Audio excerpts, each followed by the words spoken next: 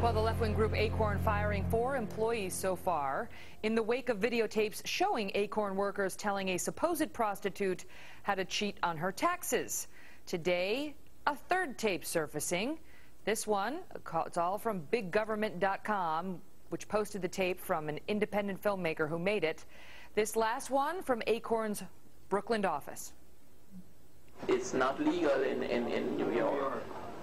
So we gotta make. You can't say what you do for a living. Mm-hmm. You're self-employed. You're doing freelancing.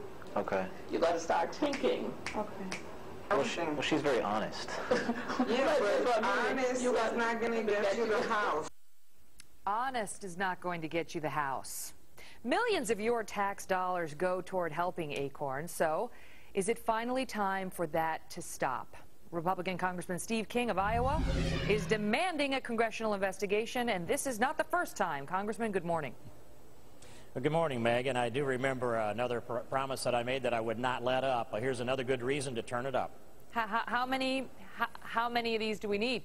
How many instances of ACORN workers pleading guilty to voter registration fraud, criminal indictments? Now we've got 3 videotapes showing ACORN workers what appear to be telling people how to cheat on their taxes, and not just anybody, but a supposed pimp and a prostitute who want to set up a brothel, and they make clear they want to bring in a dozen-plus El Salvadorian underage girls to help them in this prostitution ring. I mean, at what point do your colleagues on Capitol Hill say, you know what, Steve, you're right, we've had enough too. It's time to investigate this group that gets taxpayer dollars. The point, Megan, is when the media pressure and the public revulsion gets to the point where they feel threatened politically, ACORN is a get-out-the-vote criminal enterprise that works for Democrats almost exclusively in this country. And this network of this criminal enterprise, it goes so broad and so deep: election voter registration fraud, shaking down lenders, that's extortion by a definition that I look up. And if you see that it's endemic, that at least 3 cities will help support and organize and provide for lending to homes of prostitution for underage girls that come from foreign countries that are likely illegal. How many drugs are being dealt out of houses that are facilitated by ACORN? What would they not do? Where would they reach a moral revulsion? So I think this point is, as we keep turning it up, eventually John Conyers has got to reconsider his opinion that we have hearings on ACORN.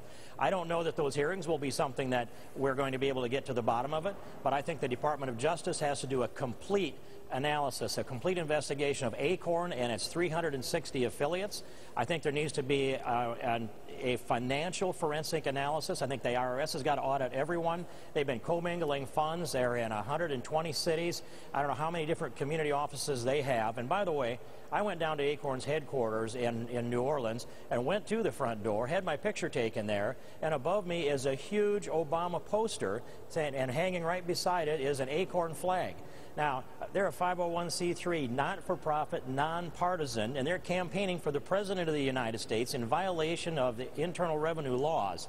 But they divide it up. That's the thing with ACORN, is that they have so many affiliates and subsidiaries, and some are political and some are not, and so that that's how they get away with it, is that, you know, they funnel some funds to the political organization and other funds to the non-political organization, and they claim that there are so-called Chinese walls separating all the organizations, and there are real questions about that. That's where you come in. Here's my question to you. I knew the number was 53 million since 1994, 53 million in taxpayer dollars ACORN has gotten. What I didn't know was, as recently as this past year, 1.6 million has gone to ACORN Housing Corporation. ACORN Housing Corporation, they're the ones who are supposed to be helping low-income families get housing loans. What the kind of work we saw here, except it's supposed to be directed at legitimate applicants. 1.6 million this year alone. Housing and Urban Development has given 8.2 million to ACORN in just 2003 to 2006. 8.2 million. This group is getting millions of taxpayer dollars. I mean, this would be wrong under any circumstances, wouldn't it? But they're taxpayer funded, Congressman. What is it? Conyers? Last time you were on, you said email John Conyers because he called off his investigation, citing the powers that be. Who do the viewers need to contact? I think they need to contact the President of the United States. When John Conyers refers to the powers that be, it can only be Nancy Pelosi or President Obama. And we cannot forget that President Obama worked for ACORN. He trained ACORN workers. He's been a player. He's been a coach. He's an alumnus of ACORN. And he's hired them in his campaign, and he's hired them to work on the census, and now they say they've severed that relationship. We tried on that months ago and couldn't get them to sever the relationship. Now they seem to be embarrassed to that point. President Obama wears this ACORN label around his neck as well. And this thing goes deep into Chicago politics and in the inner cities across America. We saw into the offices of ACORN. We saw the faces of ACORN in Baltimore and Washington, D.C., and in Brooklyn. And you have to imagine that's going on in every inner city across America where ACORN is set up. Oh. We've got to shut off every federal dollar to ACORN. We've got to investigate them thoroughly. Their chief organizer denies it. She says these are defamatory, that they've been spliced and diced. The filmmaker says no. It's an ongoing dispute. But in the meantime, Congressman King... She's on national TV continually. She's been all over the airwaves. Makes a habit of that. But stand by, sir, because we have another very important topic that we want to get to with you after this break.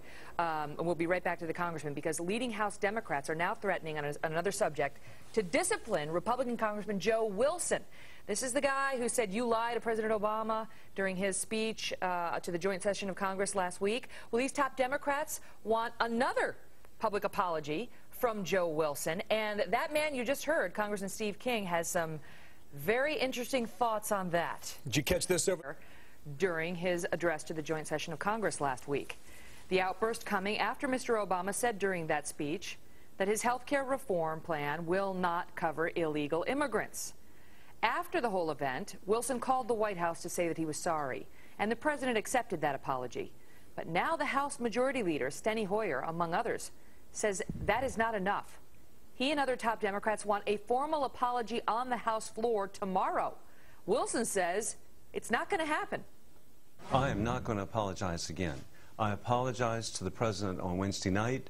I was advised then that thank you. Now let's get on to a civil discussion of the issues. But I've apologized one time. The apology was accepted by the president, by the vice president, who I know. I am not apologizing again. Well, Republican Congressman Steve King of Iowa is still with me. He is a defender of Congressman Wilson and is not, by any means, behind this push by Steny Hoyer. Congressman King, thank you for staying around. Your response to this push by, I mean, it's the House Majority Leader. It's not some low-level Democrat. He does not think Congressman Wilson has gone far enough. Well, it's political partisan games going on now in the middle of a national health care debate. If President Obama has accepted Joe Wilson's apology, and Joe Wilson is an officer and a gentleman, and anyone who knows him knows his character, knows how polite and respectful his entire life is. This was a rare, rare thing. Joe was an unlikely person, but he knew the truth. And so he has apologized to the president. The president has accepted the apology. No one on this planet has a claim to an additional claim for redress. The president's good with it. We need to move on. But if they insist on bringing this to the floor of the House of Representatives, we're going to hear more about Nancy Pelosi accusing the CIA of federal felonies of lying to Congress. That's coming up again. We're going to have to take a little more closer look at Charlie Rangel, maybe at Alan Mollahan. Those people are looking at actual investigations, and the investigations are investigating felonies. So if they want to play this, the lid was on this while we dealt with national business. But if they're going to raise this issue to a level and try to put Joe Wilson in the stocks down on the floor of the House of Representatives to score cheap political points, then we're going to have to make sure that we go to the things that really, truly should outrage Americans, and I've named 3 of them. You know, you call Joe Wilson an officer and a gentleman, and I heard Bill Kristol defending him on Fox News Sunday yesterday. I want to give you the chance to respond to some allegations made by Maureen Dowd in the New York Times over the weekend, who had different things to say about Joe Wilson. She said he belonged to the Sons of Confederate Veterans, led a 2000 campaign to keep the Confederate flag waving above South Carolina's state capitol, and denounced as a smear the true claim of a black woman that she was the daughter of Strom Thurmond, who was a segregationist candidate for president. She would disagree on the officer and a gentleman claim. Well, he is an officer and a gentleman. Everyone that knows him knows that.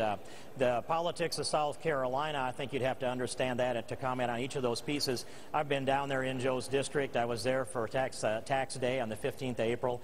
And being a son of the South puts you in a different position when it comes to the Confederate flag. It means something entirely different to the people who have ancestors that fought in the Civil War on the south side of the Mason-Dixon line. So I think Maureen Dowd is trying to whip this up, and I know she also tried to bring race into it. I didn't know what race she was talking about when I first read her line on that. What fallout, if any, will there be for Democrats if they push this guy? I mean, President Obama has accepted the apology. He appears ready to move on. If Steny Hoyer and or Nancy Pelosi are not, what, if any, fallout will there be for them? Well, maybe it will split the Democrats in the House. I don't know. I think that generally they'll adhere to their president. If this gets out of hand, and if the president truly does accept Congressman Joe Wilson's apology, all he has to do is have Rahm Emanuel pick up the phone and tell Nancy Pelosi, call off the dogs. We want to get some business done for America. If the president fails to do that, then you have to believe that he's not ready to sit down and have a beer with anybody over this deal. He's going to be glad to watch the fight instead.